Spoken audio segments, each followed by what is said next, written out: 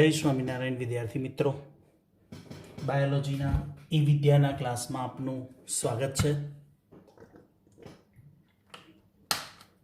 આગળ સમજીએ અકોષીય રચના ધરાવતો વાયરસ જેને RH વિટેકરની સૃષ્ટિમાં ક્યાંય સ્થાન મળેલું નથી, પણ પૃથ્વી ઉપર સજીવ તરીકેનું અસ્તિત્વ કહી શકાય।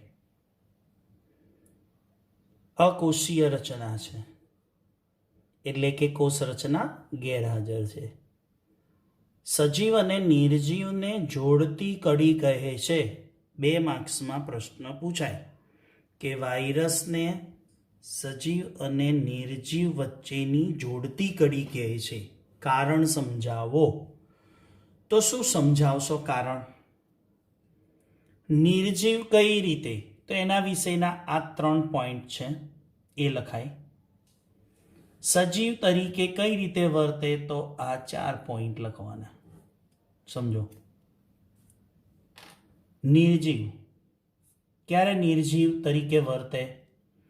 જ્યારે જીવંત કોષની બહાર હોય ત્યારે નિષ્ક્રિય અને નિર્જીવ હોય। એટલે શું? આ વાયરસ છે એ કોઈ પણ સજીવના સંપર્કમાં ન આવે અથવા તો કોઈ જીવંત કોષના સંપર્કમાં ન હોય, એટલે એમ કહેવાય જીવંત કોષની બહાર। એકદમ નિષ્ક્રિય જીવન એટલે કે પર્યાવરણ સાથે દ્રવ્યોની આપ-લે કરતા નથી। હવે પર્યાવરણ સાથેના કોઈ દ્રવ્યની આપ-લે નથી કરતા, કોઈ સજીવના કોષમાં નથી, તો એ પોતે મેટાબોલિઝમ એટલે કે ચયાપચય પણ દર્શાવતા નથી, એટલે નિર્જીવ કહેવાય। પણ એ જ વાયરસ જ્યારે કોઈ યજમાન કોષમાં પ્રવેશે, એટલે જ્યારે એ યજમાન કોષમાં પ્રવેશે ત્યારે કેવો બને? સક્રિય બને। એટલે કે શું કરશે? જેવો યજમાન કોષમાં વાયરસ દાખલ થાય ત્યારે યજમાન કોષોના ઘટકોનો ઉપયોગ કરી સ્વયંજનન પામે। પહેલા તો એમ કહેવાય કે યજમાન કોષોના ઘટકોનો ઉપયોગ કરીને ચયાપચય કરે, એટલે કે પોતાની ક્રિયા કરશે, જે ચયાપચય કહેવાય।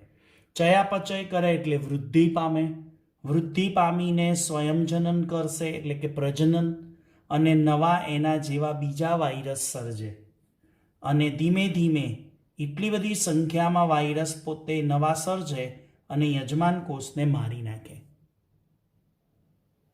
આ રીતે સજીવ। આમ વાયરસને સજીવ અને નિર્જીવને જોડતી કડી કહે છે।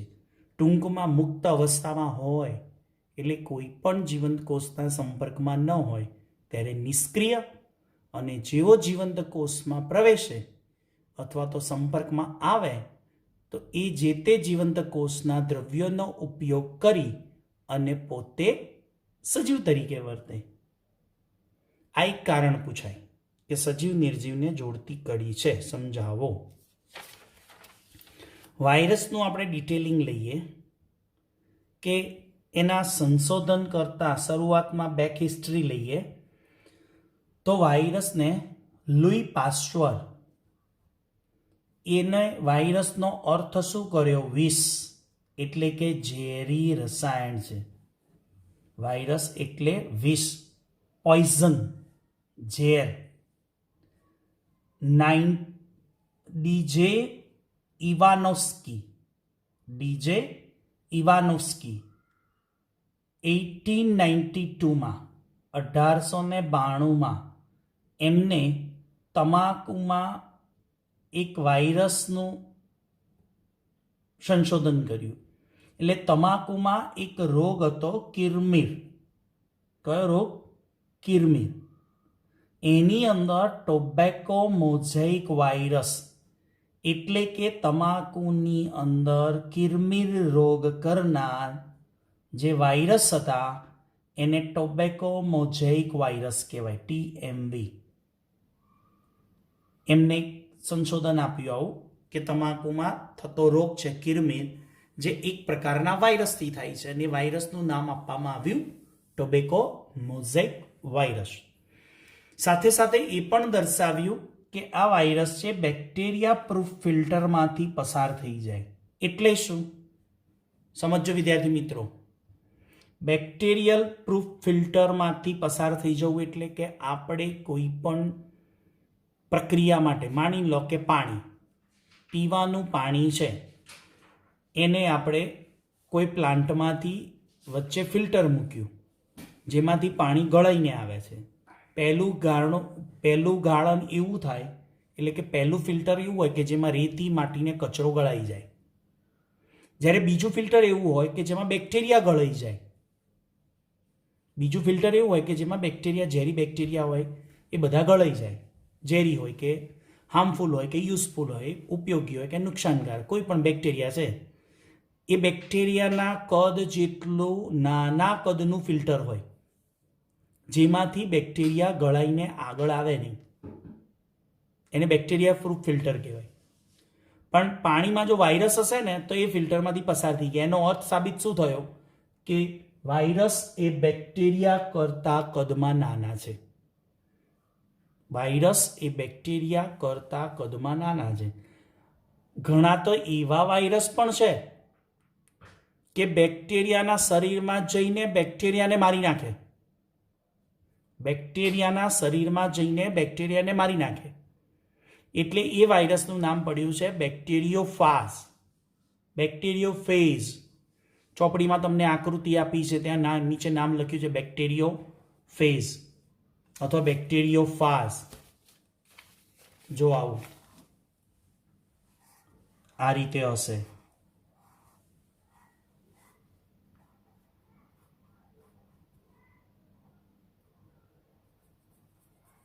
આને કહેવાય બેક્ટેરિયોફાજ.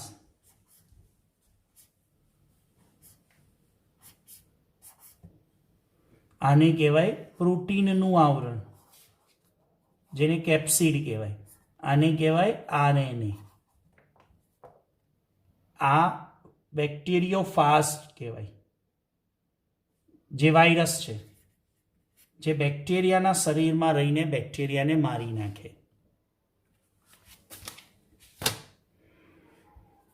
ચલો આગળ નેક્સ્ટ. એમડબ્લ્યુ બેઇજેરિનેક સાયન્ટિસ્ટનું નામ છે.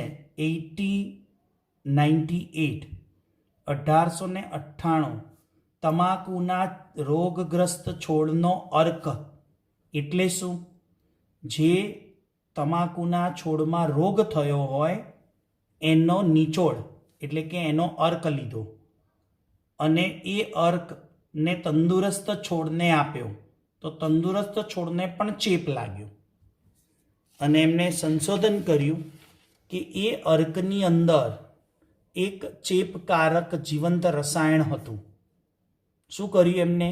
એમડબ્લ્યુ બેઇજેનેરિકે તમાકુના છોડમાં જે રોગ થયો હતો એવા તમાકુને નિચોડી એટલે કે નીચોવીને, પીસીને એમાંથી એક રસ કાઢ્યો જેને અર્ક કહેવાય. એ અર્કને તંદુરસ્ત તમાકુનો છોડ હતો એમાં આપ્યા એના ઇન્જેક્શન. તો એ તમાકુને તંદુરસ્ત તમાકુના છોડને પણ રોગ થયો અને પછી એ અર્કનું એનાલિસિસ કર્યું તો એમાં ચેપકારક જીવંત રસાયણ આવ્યું. એનું નામ શું આપ્યું એને? કોન્ટાજિયમ વાઇવમ ફ્લુઇડ, CVF. યાદ રાખજો, આખું નામ છે કોન્ટાજિયમ વાઇવમ ફ્લુઇડ. ફ્લુઇડ એટલે એક પ્રકારનું પ્રવાહી, જેલી જેવું. આવું એક ચેપકારક જીવંત રસાયણ એમને સંશોધન કર્યું, કોન્ટાજિયમ વાઇવમ ફ્લુઇડ. ત્યાર પછી વાયરસના સંશોધનમાં આપણે આગળ વધીએ. WM સ્ટેનલી 1935 એમને વાયરસને શું કીધી? સ્ફટિકમય રચના. એટલે કે ફરતે શું ધરાવે છે? પ્રોટીનયુક્ત આવરણ ધરાવે, જેને આપણે બોલીએ છીએ કેપ્સિડ.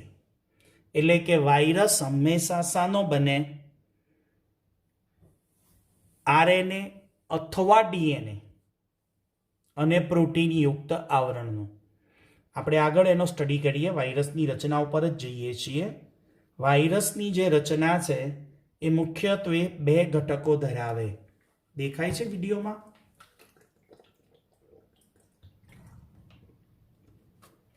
કયા 2 ઘટકો? એક ન્યુક્લિક એસિડ. કાં તો વાયરસમાં ડીએનએ હોય કાં તો આરએનએ, બંને ના હોય. ઓનલી વન, ડીએનએ કે આરએનએ. સાથે એની ફરતે આવરણ કોનું હોય? પ્રોટીન, કેપ્સિડનું. જો હવે અહીંયા એક આલેખ ગ્રાફ દ્વારા વાયરસની રચનાના ઘટકો. ન્યુક્લિક એસિડ એટલે જેને વાયરસનું જનીન દ્રવ્ય કહીએ. એ વાયરસના જનીન દ્રવ્ય ઉપર આગળ ચર્ચા કરીએ એ પહેલાં અહીંયા એના ફરતે બોડી આવેલી છે, રચના, એને પ્રોટીન કહેવાય. પ્રોટીનયુક્ત આવરણ જેને આપણે કેપ્સિડ કહીશું. હમણાં જે તમને આકૃતિ બતાવીને આ, એને પ્રોટીનનું આવરણ કહેવાય, જેને કેપ્સિડ કહેવાય, જે પ્રોટીનનું બનેલું હોય. અને એને જો એનાલિસિસ કરીને કેપ્સિડને અલ્ટ્રા માઇક્રોસ્કોપમાં જોઈએ ને, જેને ઇલેક્ટ્રોન માઇક્રોસ્કોપની અંદર આ પ્રોટીનના આવરણને જોઈએ ને, તો એવા નાના નાના એકમોનું બનેલું છે કેપ્સોમિયર. શું કહેવાય? કેપ્સોમિયર.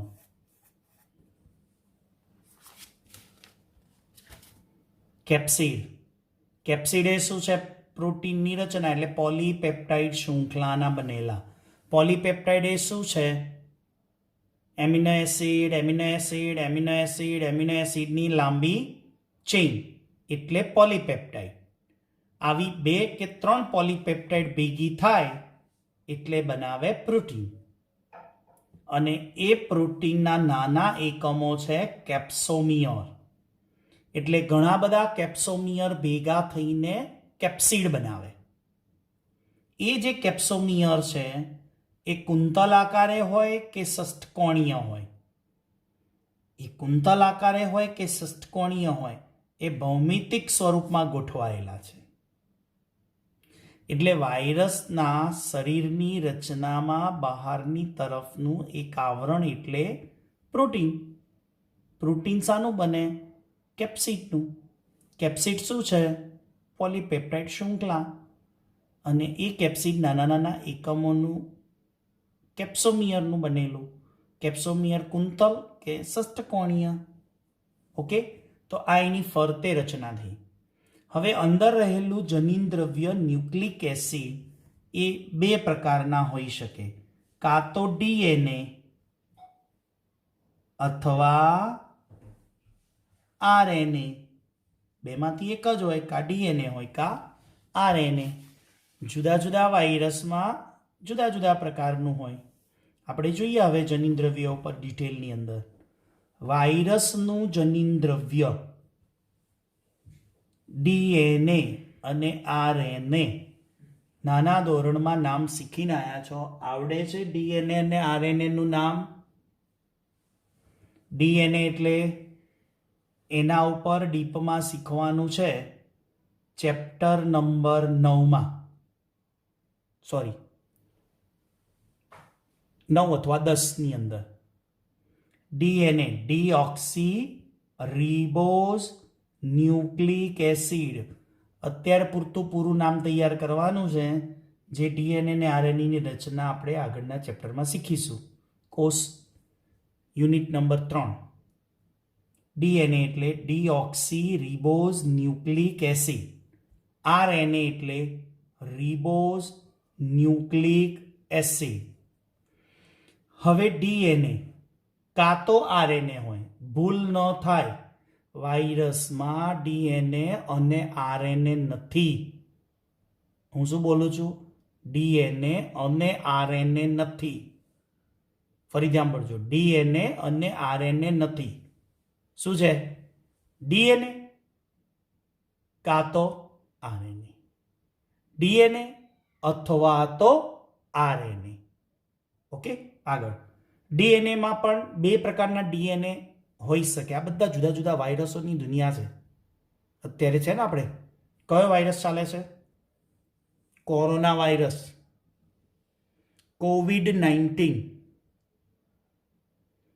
19 એટલા માટે નામ આપવામાં આવ્યું છે, થોડીક જાણકારી લેવી જરૂરી છે કે ડિસેમ્બર 2019ની સાલની અંદર એ રિલીઝ થયો છે ચાઇનામાંથી. બરાબર, એટલે 19 કહેવામાં આવે. અને કોરોના ઘણા પ્રકારના છે, પણ આ કોરોના ખતરનાક છે. કોરોના શરદી કરનાર વાયરસ છે, એક પ્રકારનો ફ્લૂ કહેવાય. શરદી એટલે ફ્લૂ કહેવાય. પણ આ કોરોના ની ડીએનએ ને આરએનએની રચના એવી છે કે જે આ વાયરસ આપણા ફેફસાની અંદર જે વાયુકોષ્ઠો છે ને અને શ્વાસનળી છે ને એની અંદર એવી રચના બનાવે છે અથવા તો એવું ઇન્ફેક્શન લગાડે જેથી આપણી શ્વાસનળી બ્લોક થઈ જાય છે અને શ્વાસ લેવાનો બંધ થઈ જાય. બાકી તમને સામાન્ય શરદી થાય, કફ થાય તો એની અંદર શું કરો છો? શરદી થાય છે, શ્વાસનળી સુધી પણ થાય છે, બ્લોક થઈ જાય, પણ એટલી બધી આપણને નુકસાન કરતી નથી. ચલો આગળ, વાયરસ વિશે. બેવડી શૃંખલા એટલે ડીએનએ એટલે બેવડી શૃંખલા એટલે ડબલ સ્ટેન્ડર્ડ. બે શૃંખલા ધરાવતું ડીએનએ, યાદ રાખજો. અને એક શૃંખલા ધરાવતું ડીએનએ, એસએસડીએનએ. એકલ એટલે સિંગલ, શૃંખલા એટલે સ્ટેન્ડર્ડ. ડબલ સ્ટેન્ડર્ડ અને સિંગલ સ્ટેન્ડર્ડ ડીએનએ. આ ડબલ સ્ટેન્ડર્ડ ડીએનએ વાળા વાયરસ છે એ હર્પીસ વાયરસ, પોક્સ વાયરસ એટલે ચિકન પોક્સ કરે એ, પેલા ચિકન પોક્સ આવે ને, ઓરી અછબડા. હિપેટાઇટિસ બી ના વાયરસ, હિપેટાઇટિસ બી એટલે HBV. અને ટી ક્રમાંકના ફેઝ વાયરસ એટલે herpes virus, pox virus, hepatitis B અને ટી ક્રમાંકના જે ફેઝ વાયરસ છે એની રચના જોઈએ આપણે તો એમાં કયા પ્રકારનું ડીએનએ જોવા મળે? બેવડી શૃંખલા ધરાવતું, ડબલ સ્ટેન્ડર્ડ. જ્યારે કોલિફેઝ એફડી અને FX 174 પ્રિયોન્સ જેવા છે જેમાં સિંગલ સ્ટેન્ડર્ડ ડીએનએ જોવા મળે. એવું આરએનએ પણ હોઈ શકે વાયરસમાં. તો એવા ડીએસઆરએનએ એટલે કે બેવડી શૃંખલા ધરાવતું આરએનએ. તો બેવડી શૃંખલા ધરાવતું આરએનએ કયા વાયરસમાં જોવા મળ્યું? રિટ્રોવાયરસ, જે એડ્સના વાયરસ છે ને, HIV કહીએ ને, હા, એ HIVમાં ડબલ સ્ટેન્ડર્ડ આરએનએ છે. અને વાઉન્ડ ટ્યુમર વાયરસ, એક પ્રકારની ગાંઠ કરતો વાયરસ. બીજો છે એવો વાયરસ કે જેમાં એકલ શૃંખલા ધરાવતો આરએનએ હોય, સિંગલ સ્ટેન્ડર્ડ આરએનએ હોય. જે આપણે જાણીએ છીએ સિંગલ સ્ટેન્ડર્ડ આરએનએ ધરાવતો TMV, ટોબેકો મોઝેઇક વાયરસ, પછી પોલિયોનો રોગ થાય, પછી HIV કહીએ, અને ઇન્ફ્લુએન્ઝા, એની અંદર પણ આવા વાયરસ જોવા મળે છે. તો આ થયું વાયરસનું જનીન દ્રવ્ય, કાં તો ડીએનએ હોય કાં તો આરએનએ હોય. ડીએનએમાં કાં તો બેવડી શૃંખલા ધરાવતું કાં તો એકલ શૃંખલા ધરાવતું. આરએનએ હોય તો એમાં પણ બેવડી શૃંખલા ધરાવતું આરએનએ કાં તો એક જ શૃંખલા ધરાવતું આરએનએ. તો આ થઈ વાયરસના જનીન દ્રવ્યની રચના. ટૂંકમાં વાયરસમાં બે જ ભાગ યાદ રાખવાના. એક તો એનું જનીન દ્રવ્ય અને બીજું એનું ફરતે આવરણ, પ્રોટીનનું આવરણ, અને વચ્ચે જનીન દ્રવ્ય ડીએનએ કાં તો આરએનએ. Okay, next. વાયરસ હંમેશા કેવા હોય? નુકસાનકારક જ હોય, ચેપી છે. એટલે વાયરસથી થતા રોગો, પ્રાણીઓમાં રોગો થાય. કયા કયા પ્રાણીઓમાં રોગો થાય? એટલે કે મનુષ્યમાં એક તો ગાલ પચોડિયું, બળિયા, હર્પીસ એને વિસર્પિકા કહેવાય, શરદી અને ચેપી તાવ. જ્યારે વનસ્પતિમાં જે રોગ થાય છે એ રોગના લક્ષણો આપ્યા છે. એક તો કિરમિર રચના, અને એ વાયરસથી જે રોગ થાય એ વાયરસથી રોગ થાય તો પર્ણવલન એટલે પર્ણો વળી જાય, પર્ણકુંચન પર્ણો અમળાય, પાંડુવર્ણ પર્ણો પીળા પડી જાય, વામનતા વનસ્પતિની હાઈટ વધે નહીં એટલે વનસ્પતિની વૃદ્ધિ કુંઠિત થઈ જાય, અને શીરાઓ પીળી લીલી જાંબલી બને એટલે એને કહેવાય શીરા સ્પષ્ટતા. તો આ થયા વાયરસથી મનુષ્યમાં થતા રોગો અને વનસ્પતિમાં થતા રોગના લક્ષણ આપ્યા છે. સમજો, વાયરસથી થતા રોગોની લાઈન વાંચશો ને ફકરો, તો પ્રાણીઓમાં મનુષ્યમાં થતા રોગોના નામ છે, જ્યારે વનસ્પતિમાં રોગોના નામ નથી, રોગના લક્ષણો છે.